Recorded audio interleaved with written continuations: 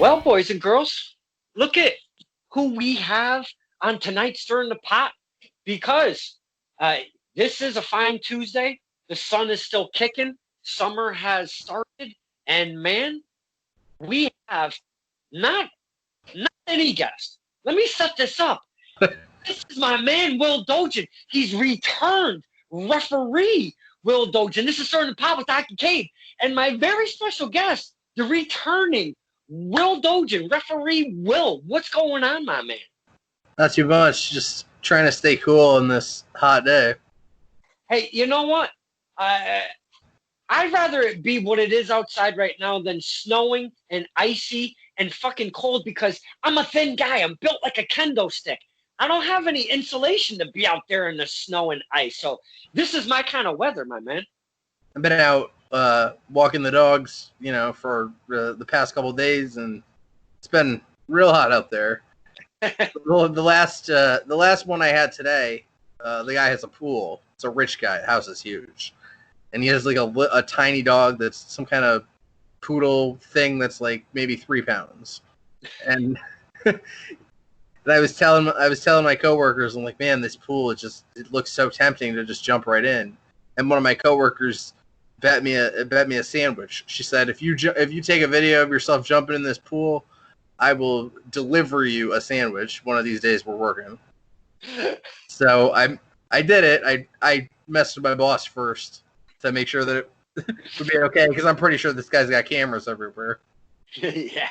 And he said, yeah, do it. So now she owes me a sandwich. What is Ref Dojan's go-to sandwich or hoagie or grinder, however you want to say it? Go-to sandwich. I would have to say roast beef. Big roast rare, beef guy. Rare or a little bit cooked? Rare. As rare, bloody as it can be. What kind of veggies are you making this roast beef sandwich with? What's your faves? Throwing some tomato on there. Little red onion. Now horseradish. Yeah, I was gonna say it needs a condiment. So you're a spicy. You like horseradish? I do. The hottest horseradish you can get is really good for me. I tried this nasal napalm stuff. Ooh, sounds horrible. It was on Jeff Cannonball has a show where he gets people to try hot stuff, and I tried it there, and it was a little much, but maybe a couple steps down from that. Still like it pretty hot. Well, I'll definitely admit it. I'm a big pussy when it comes to spicy food. I will tell you that, my friend. Me and spicy food, we do not connect. So the hotter, the better, pretty much. For Will Dojan. Horseradish, just only. I'm like peppers. I'm not a peppers guy. Oh, okay. So like the hot. Yeah, like the hot wings, if you were to go get some chicken wings, like the buffalo wings, do you get like a super duper hot? Like at where I work, we have a kind called DOA. That's our hottest. And I am telling you, dude, this thing, it looks like lava. It looks like lava poured over the chicken wings. What do you go to for chicken wings? I'm a honey mustard guy. Like, ooh, okay. Roll them in honey mustard. Maybe like a sweet chili. The extreme heat is a specific to horseradish thing. Mm-hmm. Wings, I like to keep it more mild. I like to taste the chicken and not melt my face off. Because I used to be what you said, not too into spices, but you condition yourself once you realize that you're not going to die, and like eventually it's going to be fine. Then it's easier to build up your tolerance. I know we're kind of just chit-chatting about food, but I've never talked to Mr. Will Dojan like this. This is freaking amazing. We're talking sandwiches. We're talking horseradish. My family got some big horseradish fans in the family. Why it didn't pass on to me, I don't know. But, dude, I can smell horseradish from a mile away. Holy cow. Now, for me, I like me some garlic Romano wings. I think that's the most flavorful wing I've ever tasted. I mean, I like some of the buffalo flavors, but again, I'm not a spicy guy. But holy cow, give me some good garlic Romano wings, and I'm there, baby. I am so there. But they really do stink up the old Pie hole. I will tell you that. Oh God! Don't put your mask on after eating garlic romano wings. That's a no-go. Speaking of which, yourself, your family, the circle around you, everybody's still good from the whole virus thing going on? Oh, absolutely. We're all. I went up to see my in-laws this past weekend for the first time in a little while Oh, nice. for Father's Day. So we did a little cookout, and it was good to see everybody. Hamburgers or hot dogs? What do you Both. prefer? Oh no, they had both. I don't know if I prefer either one or the other. Oh, okay. If it's covered in cheese, I like it. Not a bad answer, actually. I'm more Diet of a tips from Will. Diet tips, cover it with cheese and you'll be good. I'm really not a hot dog guy, so I would go more towards a hamburger. What I like to do, though, is we have a rotisserie seasoning that we use at my place, and I have bought a shaker thing of it. And I'm telling you, Ref Will, I take some chicken breast, I slice it the long way to thin it out, give it a little pound. I don't add nothing to it but this seasoning and throw it on the grill. My family will eat this for a week straight if I fed it to them like as such. That stuff is so good. So give me some good grilled chicken too, and I'm down with that as well. Man, I haven't even eaten after work. I'm getting kind of hungry here, my friend. I already had the roast beef sandwich, so I'm good. Free of charge, by the way. Oh yeah. Well, I mean, I did pay. I had to buy this stuff. So, yeah. Ref Phil, I want to thank you for coming back and returning. You were part of Zebra Week when we kind of got this whole Skype interview thing started when the virus was shutting stuff down. And I appreciate you returning because I don't know if I offend people. I don't know if we actually have a lot of fun. I always feel we have a lot of fun. I do watch back, but hey, my humor and everybody's humor is not the same.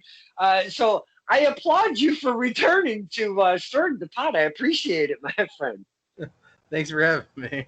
It's always a blast. Not only that, but I kind of want to digress and talk about a thing that I've spread my wings out a little bit called the Fan Roundtable. And I bring like 5, 6, sometimes. It's been up to 10 people in one Skype. And dude, it's like a ping pong table. It's crazy in there at times. But I'll tell you, in the Fan Roundtable, we have a lot of fun. And not only do we have a lot of fun, but you, my friend, have been part of that over the course of the last maybe month or two. I reached out to Will Dojan. Would you like to be part of it? I think you'd be a lot of fun. You'd give some good insight.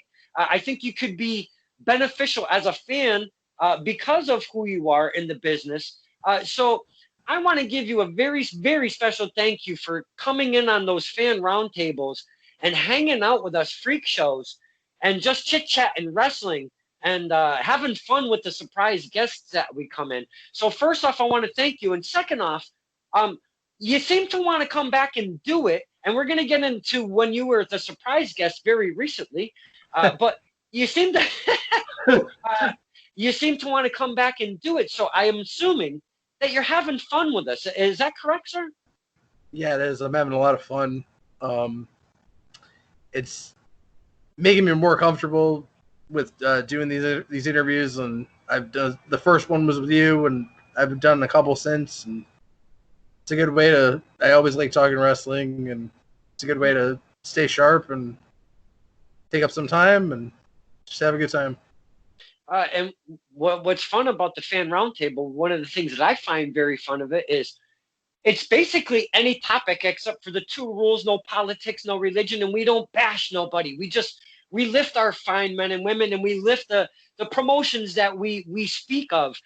And that's what I'm all about, man. We don't down nobody. There's no negativity. It's all about uplifting the talent and the promotions. And I thank you so much for spending the time with us. And not only that, but my friend, I had to take this past Saturday off. Look at that beautiful smile. You already know where I'm going with this. This past Saturday, I had to kind of take the day off from the Fan Roundtable, and I reached out to my friend, one of my dear friend Eric Hunting, if he would mind hosting. And he's never done a podcast. He's done some opening of his shirts and stuff to try to get a little comfortable, like you just saying, in front of the camera, if you will. But he's never really hosted anything. And I thought he would be the perfect person to A, give him a little more confidence, and B, because he's helped me get the Stirring the Pot off the ground, if you will, the fan roundtable as well and such. So I thought it'd be cool for him to do. After the fact, he said it was a little shaky for him. He had the keys to the store, but it didn't work out very smoothly for him. And you were the surprise guest. I set it all up. He was the only one who knew who the surprise guest. I kind of saw it, but I kind of want to get it from your perspective. How do you think the fan roundtable went, my friend? It was interesting. I think sometimes stuff doesn't always go the way you plan, and it's always fun to talk to those guys, regardless of what may or may not have been heard. I haven't watched it back yet, but should we break the exclusive news to Eric on this episode? Actually, that would be fantastic, because we were talking hitting that record button, and Ref Will said something, and it's going to be breaking. My friend Eric Hunting, you are going to love this. So please, Ref Will, take it away, please. All right. So the headset I use for these interviews is my gaming headset, and sometimes it's annoying. You're on there listening to people. I don't know. I get background noise of people that I've played with in the past. Anyway, the microphone was on mute, so that could explain a little bit of why you had trouble hearing me. Now, I can laugh my ass off about that. Friend Eric, I can see him now. He's going to be like, what the fuck? I can already see it. Man, he's going to love hearing that, because he's been he called me a little on edge after the fan roundtable, and he was trying to, apologize to me for the technical difficulties. I was trying to bring him down a little bit and trying to give him some brotherly love. So that, my friend, I think is going to put some of what happened to ease with friend Eric. Again, I can find that very funny from my point of view. I don't know if he's going to find it that funny, but man, from my standpoint, that is hilarious, my friend. Holy cow. And I hope it brings him some relief, at least. I do too. And I hate to chuckle at his demise, but I hope he can look back at it and maybe get a chuckle himself. So again, I really thank you. And we're going to have you return and be the surprise guest, because I never tell the fans who's coming in. I always say I've got them locked in, but I never say who it is. So I think we're going to have Ref Will maybe come in for a second shot at that surprise guest spot. Would you be up for something like that, my friend? Absolutely. This time I won't mess up the count. I tried to slide in the ring, and I hit the rope, and I got tangled in the rope. That's what happened. Hey, I feel you might have had a little outside of the ring intervening from someone. We won't call names out. Someone was holding Ref Will's foot through the bottom rope. Oh, man. Good times, my friend. Good times. Speaking of wrestling, there has been some wrestling events that have popped up. I want to talk about one specifically, and I know that you're not immediately associated with such company, but they're called Titan Championship Wrestling, TCW, and they did this cool thing this past Saturday where they had 22 cars, and they had a set fee for each car, and everything went to charity. Then they took the 22 cars, and they went around the ring. And during that drive-in, because it was literally set at a drive-in, if I'm not mistaken, you could tune in to 88.4 AM and listen to the commentary that the guys were doing on the side. Whoa. Yeah, and I thought that was a fantastic setup. I watched all the matches that they had offering, because they didn't have every single match, if I'm not mistaken. but I watched every match that they offered live for free on Facebook. If you go either to their page or my Facebook and you swoop down and look for some Titan Championship Wrestling, you can see the footage there. All of the matches were really fun to watch. Now that I've described the setup, what do you think about wrestling, really just trying to come back a little bit? What do you think about something like that coming out? Very unique, if I'm not mistaken. I've never heard of such a thing. Yeah. How was Wrecking Ball's match? He was talking about being on that show. Whenever I saw Mr. Wrecking Ball, I was like, yes, my man. He came out, he did his thing, he wrecked some he wrecked his opponent, I'll tell you that, man. There was even some little outside of the ring action, if you will. So each match is separated again that they did. So you could go back and wait. No, I digress. The last few matches are all the very longest video that they have. It's about maybe 50 some odd minutes. That is the one where Wrecking Ball was, because he was right before the main event, which was for the big title there. But he was kind of right before the main event. He was second to the last match. That kind of gives you a timeline if you want to go check it out. But I was all about seeing Wrecking Ball do his thing. I don't mean to ramble on, but I love Wrecking Ball. So you asked me what I think about the wrestling starting to come back. I watched the Game Changer Wrestling show, The World on GCW, and they did an outdoor show in I believe it was a park in Indiana, and I think it's good if everyone was wearing a mask, everyone was spaced out, there were people standing across a bridge really far back watching it. They had tent setups, then making sure everybody stayed apart. And I think if we could do something like that.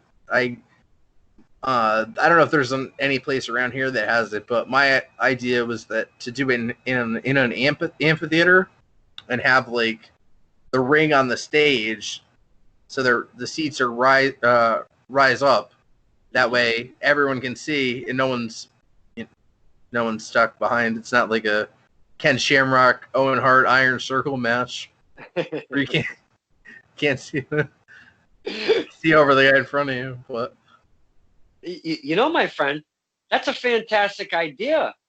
Because you did put out the GCW show. I seen their setup when they were setting up in the afternoon, and they put a picture on their Twitter.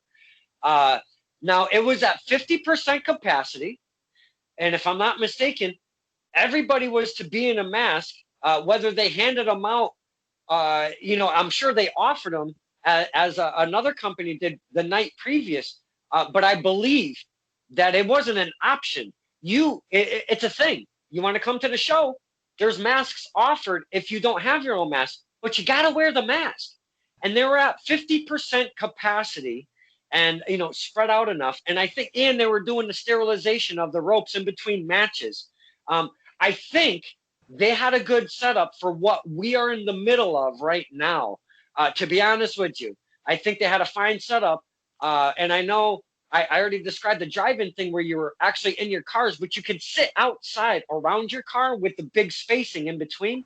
So as long as we can maybe do something like that, where there's enough distance and we have the masks available and all of that stuff, like you were saying, I think we could actually have some cool shows. But talking about a 50% capacity, my friend, and taking all of these extra measures, is it feasible?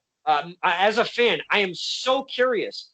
Is it feasible monetary-wise to pull this show off?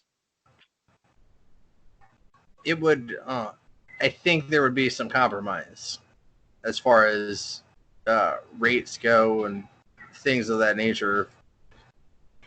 I don't know. It's safe, but I wouldn't recommend necessarily doing it.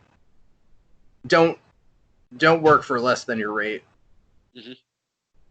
As professionals, I believe that it's important that we stick to our rates and uphold that, because when you start working for less or for free, I'm not saying that early on it doesn't have its benefits, or that if there's something specifically that you want to do, like a personal goal of yours, you can take that risk and eat a little bit of the money. But generally speaking, I would say get paid for what you do.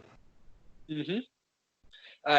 Keep your worth, like you said, keep your rate where it is. You want your worth to be paid for. Now, would you feel that, and I don't know if GCW did this or not, I didn't follow it that exact close enough, but would you feel that the promoters might change the ticket price because of what they have to maybe counterbalance of what you're speaking of? I still want to pay the men and women that are coming in and working in the locker room. My regular ticket prices are 15 front row, $10 general admission, or $20 front row, and 15 or 10 general admission. Do you feel that maybe the promoters might bring the price up to a 25 and 15 or a 25 and 20 kind of thing? Do you feel they might play with that a little bit? I think that you have to be really very careful when you do something like that. And I think that if they were to more name-based show would be what people would expect. People would expect that with the increase in price, you're going to see more than just the local guys. No offense to anyone local, but no. I fully understand your answer. And I don't think that it would be enough of a difference to necessitate that push for higher price talent. It's kind of, as a fan, it's kind of the only thing that I can maybe feel to counterbalance a little bit. But like you said, there's compromise in there. And you guys and girls that put on these shows as promoters and bookers and such, you already deal with a lot of money tightness in the budget, if you will. So doing these at 50% capacity, I don't mind going to one or checking it out.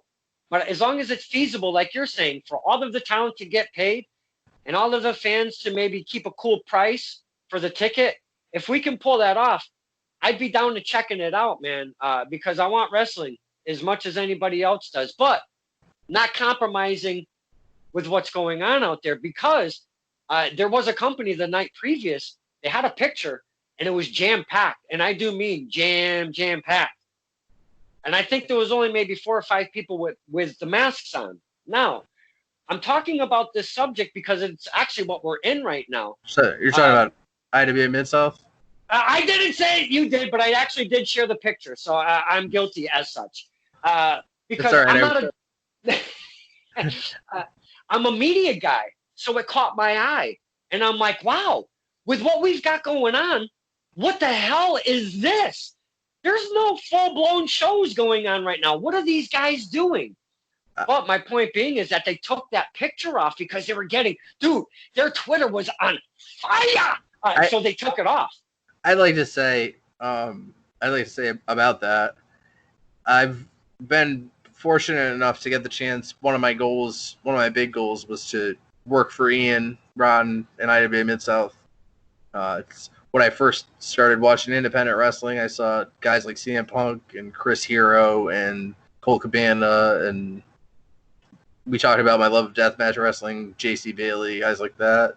But they had like Tracy Smothers too, and JC Ice, and guys like that too. So it was always my goal to get to work there, and I did get to work there a couple years back. It was for a all deathmatch show. It was called Hardcore something. But it was a really good show. Packed house, a lot of people. Guardians of Hardcore. I'm sorry, it was the first Guardians of Hardcore show in 2018. Okay. And the thing with Ian is his heart is in the right place, always. Mm-hmm. But he's got that carny promoter side of him too. So I don't think that I don't know. I don't think that it was necessarily the idea to. I believe that there was a show with no masks. Like we all saw the picture, but I think that he said something about how they offered them and people refused to wear them. At that point, I would have just said, you know what, you have to. The same thing that that we were talking about. That Game Changer did. You have to either wear this or you can't come in. Yeah, I mean, as you're handing out these masks, it should have been a mandatory thing, especially with, and again, packed house. Everybody's missing wrestling so bad that they were jammed in there, my friend. So I don't mean to bring up like shaky topics on this show, because that's not what we're about. But my curiosity has got me from what we've seen over the course of this weekend. We saw a drive-in, very unique setting. We saw the Mid-South, very jam-packed with no mask. And then we saw a Game Changer outside, 50% with masks. So, I mean, we've seen 3 different versions of wrestling in 3 days, literally. I mean, like, holy shit. Yeah, the guys over at Game Changer Wrestling really know their stuff. Brett Lauderdale and all the guys that work with him really run a professional company over there. So I wasn't really surprised to see one show versus the other as far as masks and that. Yeah. Now, I kind of like to talk about the zebras, if you will. Yourself, Will Dojan, you've been in the business for some time now. Now, do you have, like, in the back, it's the brothers and sisters and such, not the brother, but the good brothers and the good sisters in the back. Is it the same way with referees? Is it like a separate clique than what goes on from the wrestlers, or is it all kind of within the same circle, my friend? It's usually all within the same circle, because we all just work so closely together that any separation would be detrimental to what we're trying to accomplish. Mm-hmm. I just had, and I know you kind of caught it, I just had me some Ref Quinn came on. Love me some Ref Quinn. Very respected ref in our area, and not just in our area, but all over. And I feel that my man, Mr. Quinn, should have maybe gotten the bump a while ago to get up on the bigger stage, but it is what it is. And I'm kind of glad, because we still get to see Ref Quinn. Is that a guy that has had any influence on your career, or is it a guy that you've talked to or reached out to and be like, hey, you know what, I'm just not feeling this or feeling that, and Ref Quinn is like, hey man, you just gotta blah blah blah, or try this or that? Is that a guy that you've reached out to at all or have a connection with? We don't really talk on that level. When we're at shows, I've gotten feedback from him before, and he's definitely one of the better refs in the area.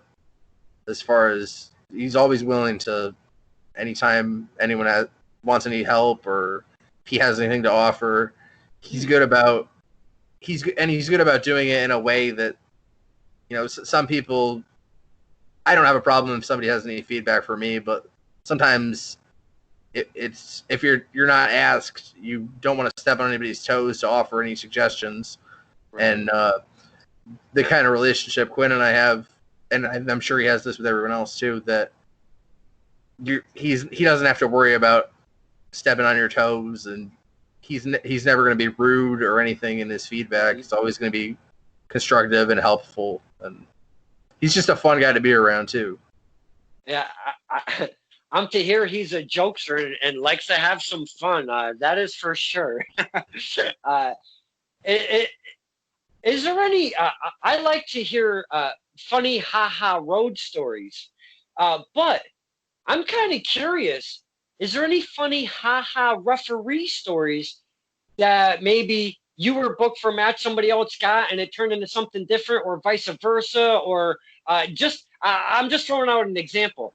Is there any funny haha referee stories that you can maybe share with us, the fans, at all? I'm not sure how haha it was, but we did the Blitzkrieg show that had Cody and Dijak on Ooh. it, and I was not originally on the sheet to referee that match. What happened was the other referee hurt his shoulder refereeing the first match of the night, and then it fell on me to iron referee the whole rest of the show.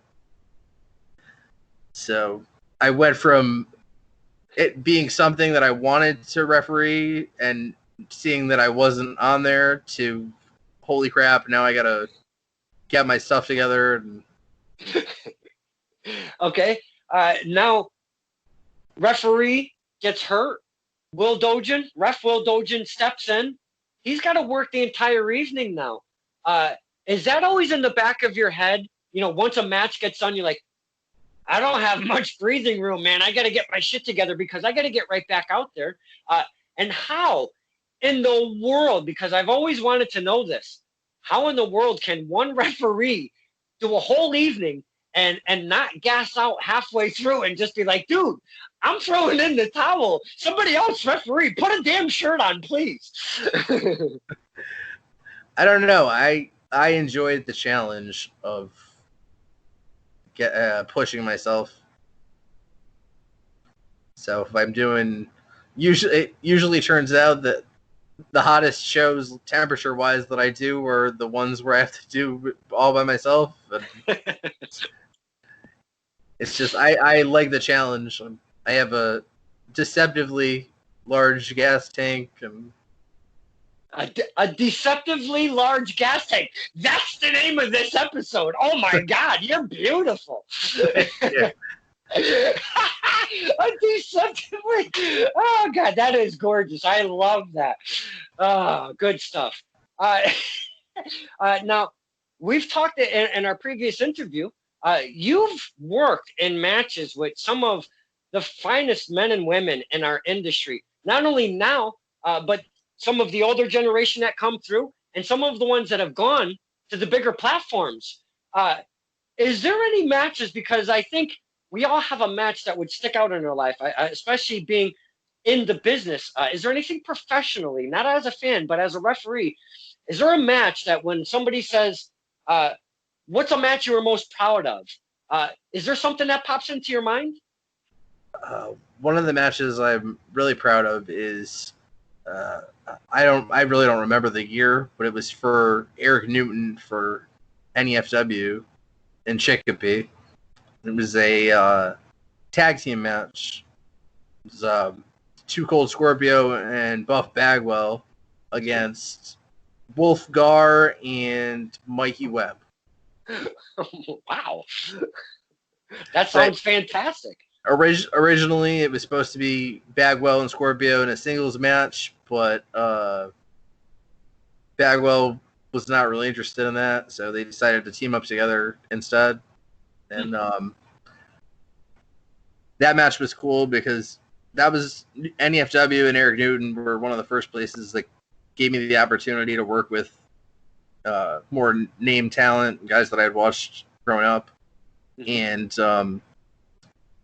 the most memorable thing from that match is the relationship I got with Scorpio, and that still continues to this day. He's one of my oddest friends that I can say that I have, and odd just because he's out there, but like also like who would have ever thought Too Cold Scorpio of all people? But let me pick up that name I just dropped. Hey, you can do that all day long. I don't care. Now, looking back, now you said you didn't know what year it was, but looking back, is it something that you do? I mean, obviously, you want to look at said match that you just had and maybe see where I should have done this, or how did this go? I want to just look back at it, or I remember this was really cool. I want to check this out. First off, do you go back and look at your footage? And second off, do you go back and look at old footage to reflect on where you are now? When I'm reviewing footage of myself, usually it's you know, thank God you taped the matches because some of it we wouldn't even have without it. But I try to, when I'm looking at tape review, I look at the stuff that's more recent. Okay. I can't stand to watch the old stuff of me. There's stuff out there of I used to do the Beyond Wrestling studio tapings at the New England Pro Wrestling Academy, and there's stuff where I'm counting on one knee and just awful, horrible stuff that I wish I could erase from the internet. But I just can't. I can't stand watching myself from that time period. It's difficult enough sometimes watching the more recent stuff because I'm my own worst critic. Oh, absolutely. And I'm gonna go a step. I'm gonna go a step further with that. And about a year and a half ago, I was at a training session. I was cordially invited because I did a sit-down live interview. No, maybe a year and a half. No, it couldn't have been that long. Maybe about a year ago. I went to a test of strength training session, and because I had a Stirring the Pot, a face-to-face sit-down, and I stayed for the whole session, which was really cool as a fan to be in that environment and just watch it all, because you wouldn't see some of the stuff that's presented there. You don't see at some of the shows what some of the guys can actually do in the ring. So it's a lot of fun to see that stuff. But I'm getting away from the topic. I will tell you, watching from a distance and seeing all of that stuff, it's just absolutely amazing. But I taped some stuff and I put all of the guys in a group chat. And a year later came around, and I tagged everybody that was in the group chat. I go, hey guys, this is a year later. And I got yelled at by every single one of them. Kincaid, what the fuck are you doing? Kincaid, I don't want to see that garbage. Kincaid, I look like the shit. Kincaid, and I just got Kincaid. And I was like, oh, I didn't mean to touch a nerve. I thought it'd be fun if we looked back. Nobody wanted to look back. Except for me. Sometimes, especially so early on in the training stages for some guys, that's the part that you don't want video evidence of. Oh, I got it, baby, and I'll fucking share it. I don't get it. No. TOS, love them guys on there. We have a lot of fun over there. Now, with the state of where we're at right now, do you feel that wrestling is on the cusp of coming back, my friend? Do you think we're right around the corner? I think we're getting closer all the time, and the success of shows like Game Changer and even IWA without the masks, but the people want it bad. So I think I heard something about people worrying about whether wrestling was going to attract crowds when it came back. We're gonna still be concerned about being in large groups, and I think some of that concern is valid, but also people want wrestling so bad that they'll turn out, and I think that it actually, we could see a spike in attendance, at least initially.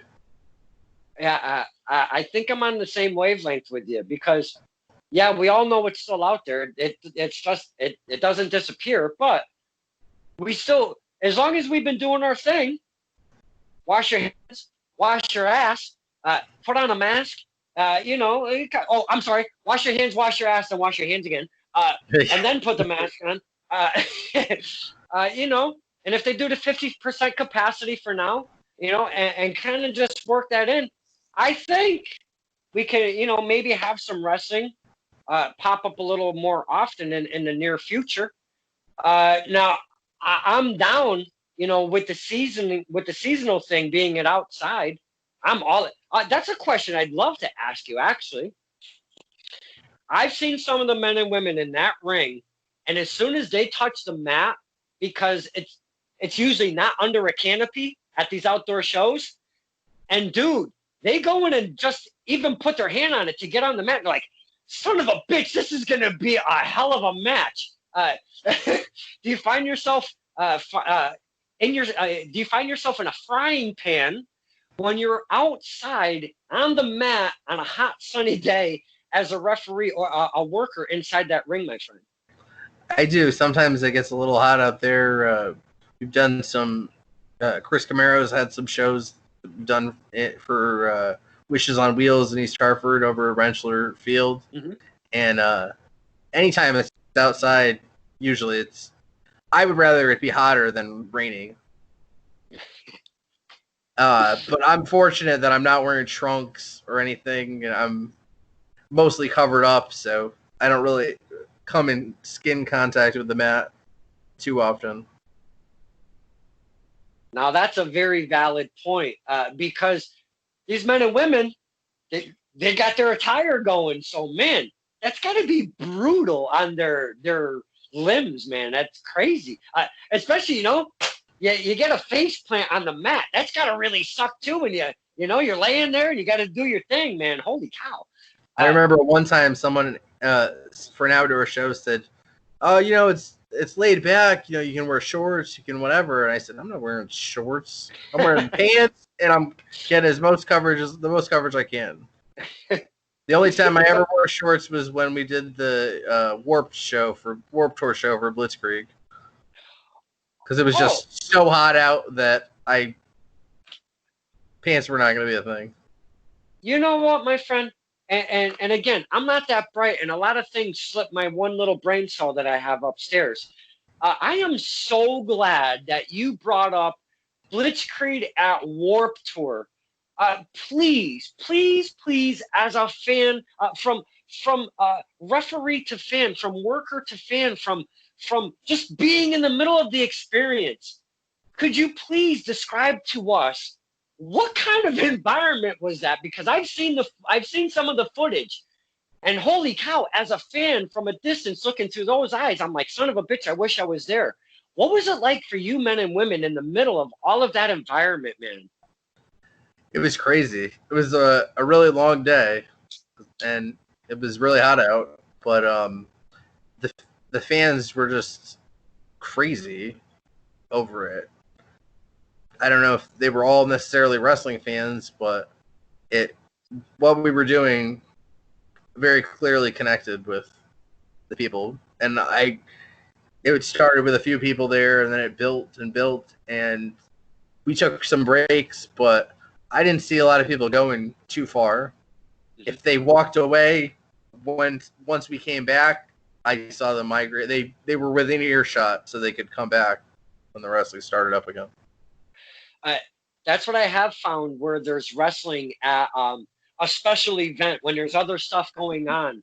As soon as they hear the announcer or a ring bell or whatever's going on and it catches their ear, dude, they're coming right back. And like you said, you probably don't even know if they've ever even watched wrestling in their entire lives, but they're right there. They want to see what's going on. And I love those kind of environments. And I know exactly what you're talking about by seeing some of that footage. It was like things were going on. You guys were walking around doing your thing.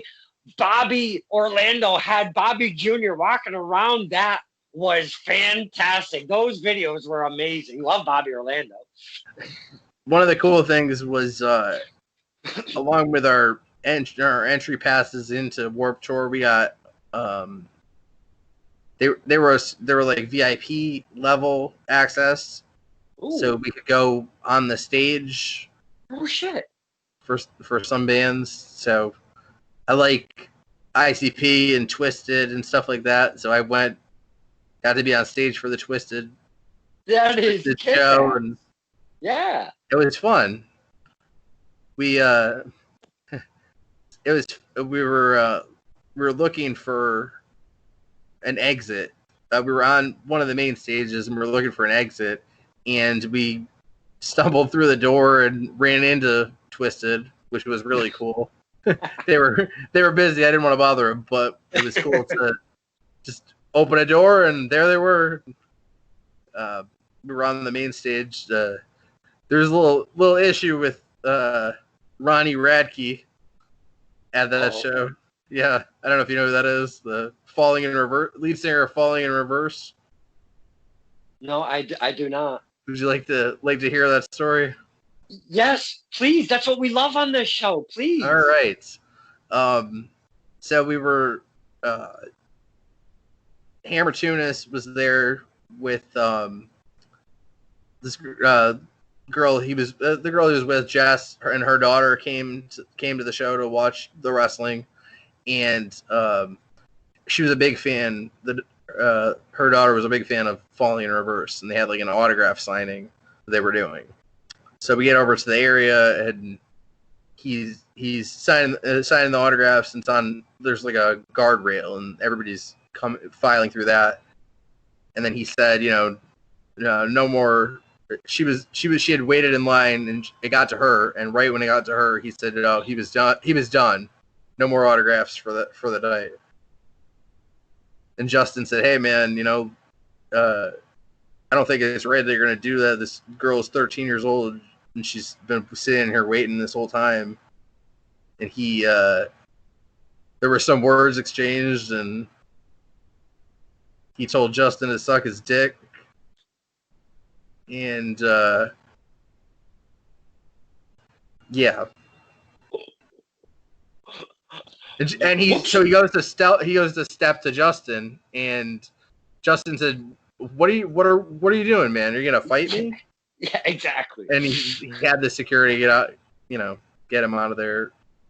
But they kicked him out and let him come back. But I just thought that was not cool. If you're gonna do, the fans are what support you, and the reason you're, just to have that superstar attitude, and it's just, it was a little hard to stomach. You know what? I'm gonna kind of combine a story, and it's got nothing to do with me personally, but Undertaker in his prime, the Undertaker, the Gravedigger monster truck.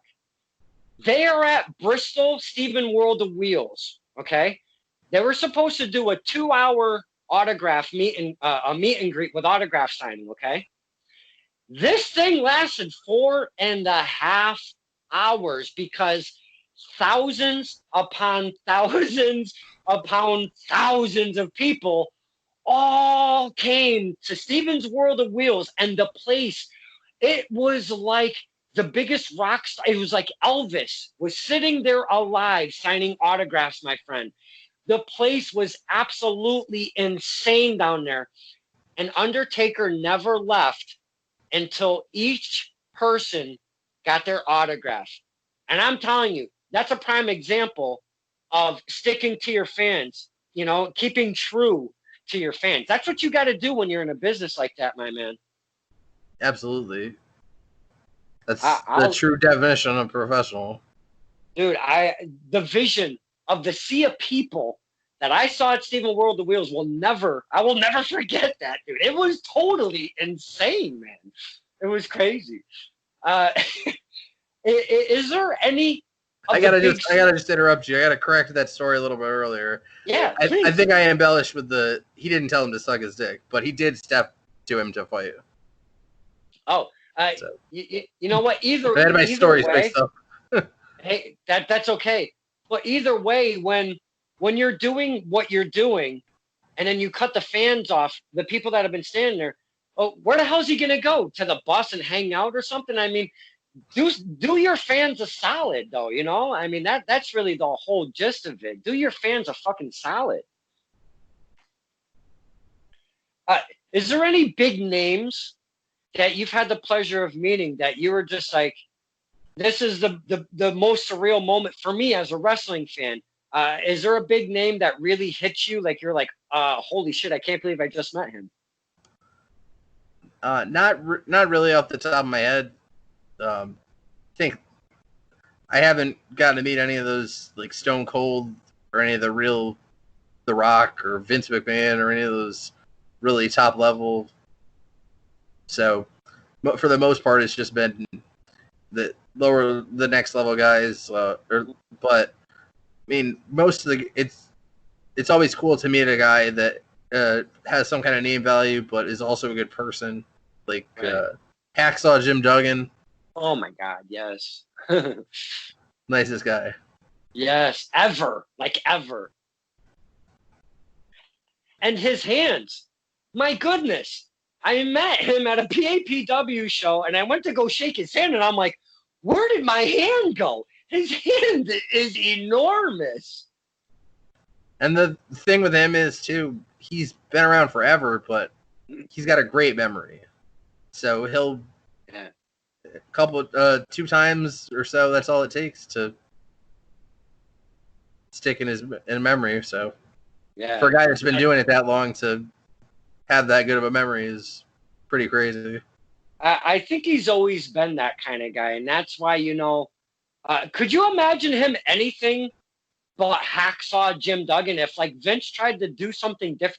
You could never, in a million years, see him doing anything else. So Mr. Duggan has totally stayed true to who he is in and out the ring over the course. So, and you're right, because I've seen him meet other people a couple times and be like, hey, you remember I met you at blah, blah, blah? He's like, oh, yeah, I remember you and your sister, you came up. And I was like, wait, is that Santa Claus? Like, he remembers this kind of stuff? Like, holy cow. Absolutely. He's just a great guy. Yeah, it's crazy. Now, I've had the privilege of seeing some fine names, but we have a lot, and I do mean a lot, of fine talent that are in the local and our local areas, in the indie scene, if you will. And there's been so many that we know that have gone on to that next level, hitting that NXT performance and even getting on to the Raws, the SmackDowns, getting on the AEW. When they were picking up talent and signing them up, they were grabbing some of the most fine names that we know. Who do you see? And this is to not slight anybody, any talent, but I kind of like to pick your brain a little bit. With some of the local talent that you've worked with, maybe just 2 or 3 names would be fine. Who do you see on that next level way sooner than later? I'm afraid to put anybody over. If you guys have been following Twitter the past few days, I'm afraid to be on camera, on the record of putting somebody over.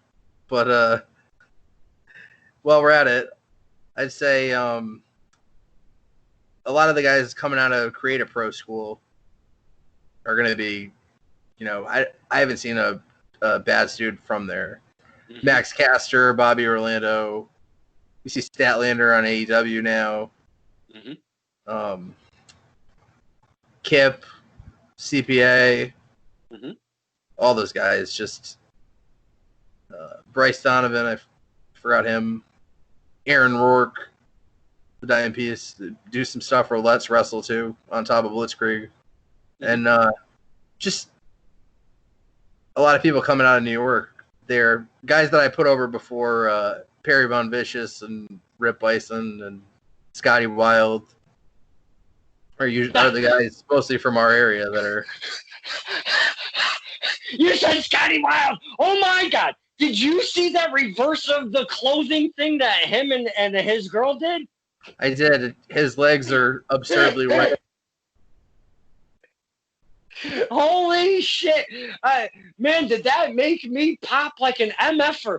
I was like, no, he didn't. Holy cow. That seemed to be the consensus. Fantastic legs, Scotty. He used to be his old nickname was the White Delight, but he's got some pretty white legs. I don't know if they were stockings or if those were his actual legs. He's a pretty white guy. It's hard to tell. He is. Holy cow, that's hilarious. That makes me just chuckle. Holy cow. Oh, God. Those things are amazing. I love the switcheroos that some of the guys and girls are doing. Some of the guys and girls are doing. It cracks me up as a fan. Holy shit. Now, seeing your peers do that goofy stuff outside of the ring on the social media, do you get a kick out of it like I do as a fan? Absolutely. I think, especially now, we need more fun content. And or things to make us smile. It to stay away from some of the darker stuff. That it's always positivity is always a good thing to have and push forward. Absolutely, my friend. Well spoken on that. Now, I have a few guests later on this week. I don't know about a couple of them, man. I might be in for a couple bumpy roads. So sitting here with referee Will Dojan has been an absolute delight, and it's prefaced. Hopefully I don't run into rocky roads later in the week. But you work for some fine, and I love the talent that come out of the Pioneer Valley Pro Wrestling, the Western Mass Wrestling, Blitzkrieg Pro. Those three companies that I've seen you mostly work for, and I've seen you work for Test of Strength. I do not mean to miss those guys, but I see you at the others more than I have at Test of Strength. Now, working for a few companies like that, do you feel it's a little stressful as a referee, or do you enjoy being in more than one promotion like that? I enjoy being in as many different places as I can. I like all the different experiences in different locker rooms. A lot of the ones locally are very similar. So whether it's who the person telling us what to do might change, but we're all such good friends for the most part that everyone's comfortable. It all just kind of carries over, and the love just continues. You know what? That's the thing. Wrestling, there's a lot of love behind those curtains, my friend, and that's what has drawn me to reaching out to you men and women and talking and getting your story, but just kind of kicking back. We talk sandwiches. We talk roast beef sandwich, for crying out loud. But there's a lot of love behind the curtain, and I've seen that firsthand. And I hope when we come back that nothing absolutely changes, because I am so ready to get back to wrestling, my friend. And I don't want nothing. I don't want a damn thing to change, because again, there's a lot of love and a lot of friendships behind those curtains that I still want to see flourish and keep going on for a long time. Mr. Will Dojan, is there anything that we haven't touched upon? Because again, we've touched upon roast beef. We've touched upon the Warp Tour, if you will. Is there anything that we haven't touched upon? Maybe a message to your peers, the fans, anything in general that we haven't talked about that you'd kind of like to throw out there before we get going? Just support wrestling when it comes back, because we're definitely gonna need you to show up and keep buying the merchandise, keep supporting the people that you trust and that aren't gonna let you down. Because the good people are still here for wrestling, and we're still gonna make sure it's fun. Absolutely, and again, well said. And I would want to touch upon something you just said. Boys and girls, if you're watching this and you don't know how to support the men and women that use wrestling as their livelihood solely, this is their bread and butter. Without wrestling, they're not getting paid on a regular basis. Ref Will Dojan mentioned buy the merch. Go to Wrestling Pro Tees. Type in your favorite's name. See if they're there. Most times they're going to be there.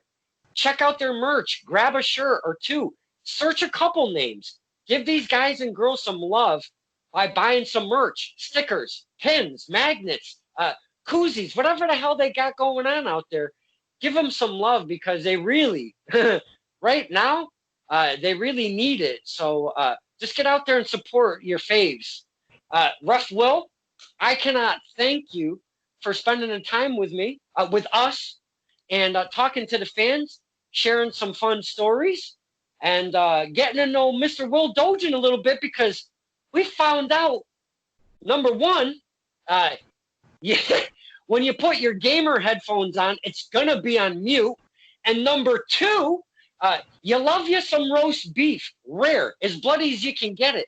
So we got to know Ref Will a little bit, and I thank you for spending the time with us, my friend. Thanks for having me, Dom. Absolutely, and I know I rambled on and on today. So this is Stirring the Pot with Don Kincaid and my very special guest, Ref Will Dojan, my man.